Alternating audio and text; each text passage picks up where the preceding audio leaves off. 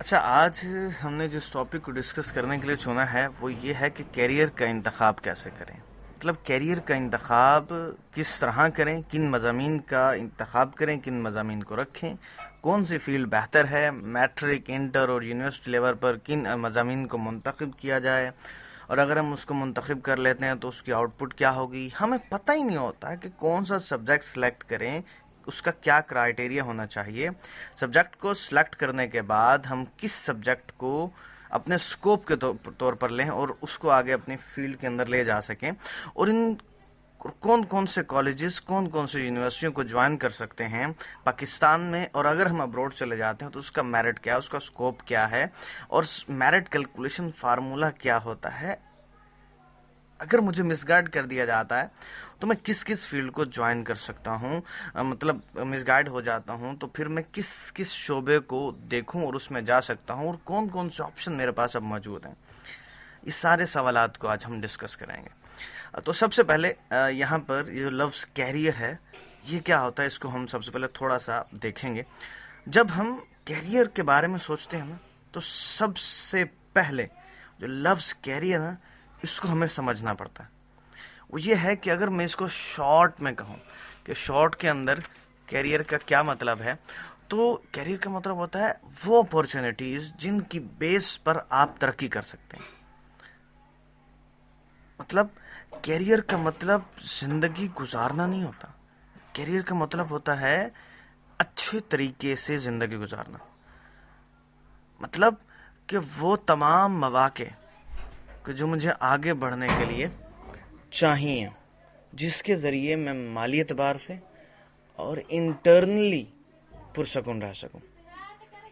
یہ جو career guidance ہوتی ہے یہ بہت زیادہ ضروری ہوتی ہے،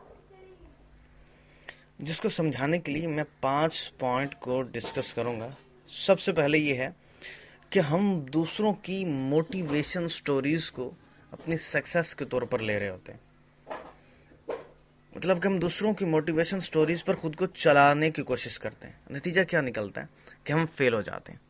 یاد رکھیں، دنیا میں تقریباً 7.5 ارب کے قریب لوگ موجود ہیں، اور ان میں سے ہر ایک کی اپنی الگ الگ سکسیس سٹوری ہے. کیا؟ ہر ایک کی اپنی الگ الگ سکسیس سٹوری ہے. آپ نے اپنی سکسیس سٹوری خود لکھنی ہے، اپنی ڈیفینیشن خود بیان کرنی ہے، اور اپنی تقدیر خود لکھنی ہے. دوسری مس گائیڈنس کیا ہوتی ہے؟ یہ ہوتی ہے کہ کراؤڈ کی وجہ سے، مطلب کراؤڈ مس گائیڈنس. وہ کیا ہوتی ہے کہ جب ایک بچہ فرض کریں کہ 8ویں سے 9ویں میں گیا ہے تو وہ سائنس رکھ لیتا ہے اس بہاف پہ کہ لوگ اسے کہتے ہیں، حالانکہ اسے خود پتہ نہیں ہوتا کہ میں سائنس رکھوں یا آرٹس رکھوں. یا پھر یوں ہوتا ہے کہ اس کا کوئی 5ویں پاس ماما اس کو یہ مشورہ دیتا ہے کہ آپ سائنس رکھو. سائنس کیوں رکھو؟ کیونکہ سائنس کے ذریعے ہی آپ کامیاب ہو سکتے ہیں، آرٹس کے ذریعے نہیں. یہ بھی ایک مس گائیڈنس ہے.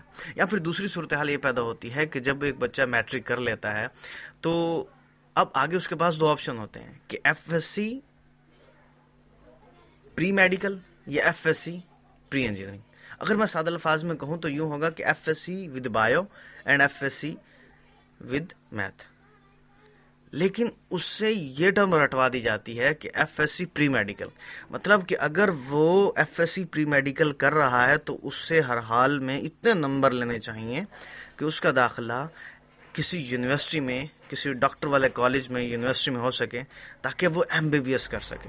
ادروائز وہ اپنے نمبر اچیو نہیں کر سکتا تو وہ فیل ہے، اسے فیل کنسیڈر کیا جائے گا.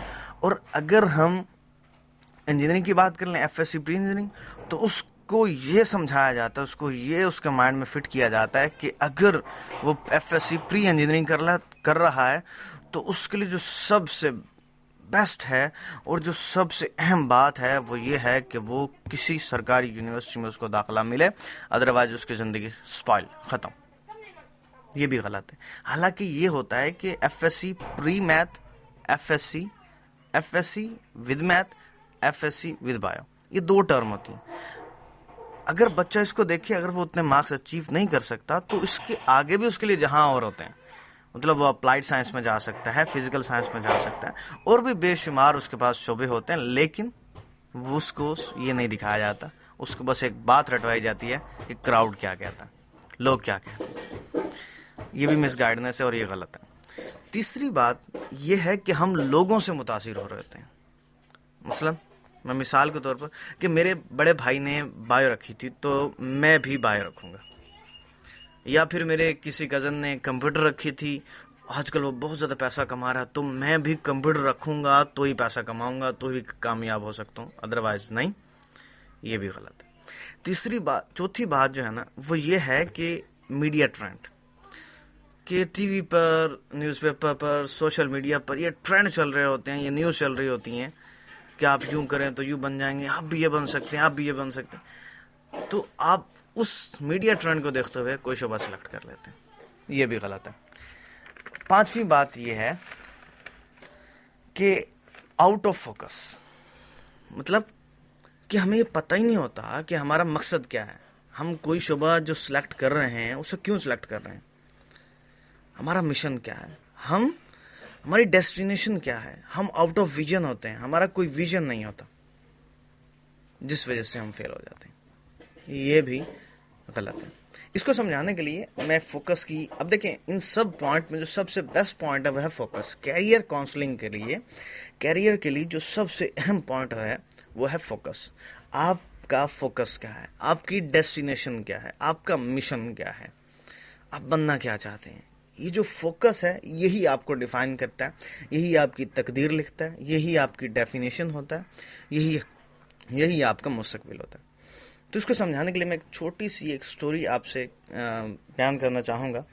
وہ یہ ہے کہ ایک دفعہ 3 شاگرد تھے، وہ تیر اندازی سیکھنے کے لیے ایک اپنے تیر انداز استاد کے پاس پہنچے.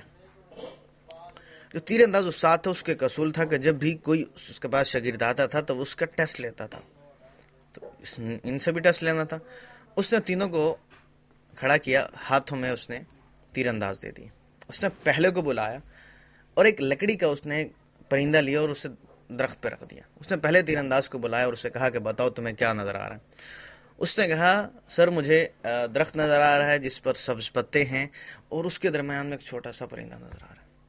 اس نے کہا سائڈ پہ ہو جاؤ. دوسرے کو بلایا، اس نے بھی یہی کہانی کرائی. اس نے بھی یہی کہا کہ سر نیلا آسمان ہے، درخت ہے، پتے ہیں، اس کی لمبائی چوڑائی اتنی ہے، اتنا لمبا درخت ہے، سر اٹھا کے دیکھنا پڑتا ہے اور اس پر ایک پرندہ بڑا چھوٹا سا نظر آ رہا ہے. اس نے کہا تم بھی سائڈ پہ جاؤ. تیسرے شاگرد کو بلایا، تیسرا شاگرد آیا، اسے اس نے کہا کہ بتاؤ تمہیں کیا نظر آ رہا ہے. تو تیسرے شاگرد نے کہا سر مجھے پرندے کی آنکھ نظر آ رہی ہے. اس نے کہا گڈ، شوٹ اٹ. اس نے کہا لگاؤ نشانہ. اس نے نشانہ لگایا، ٹھیک پرندے کی آنکھ پہ لگا. تو حضور یہ جو فوکس ہوتا ہے اصل میں اس کا فوکس تھا پرندے کی آنکھ.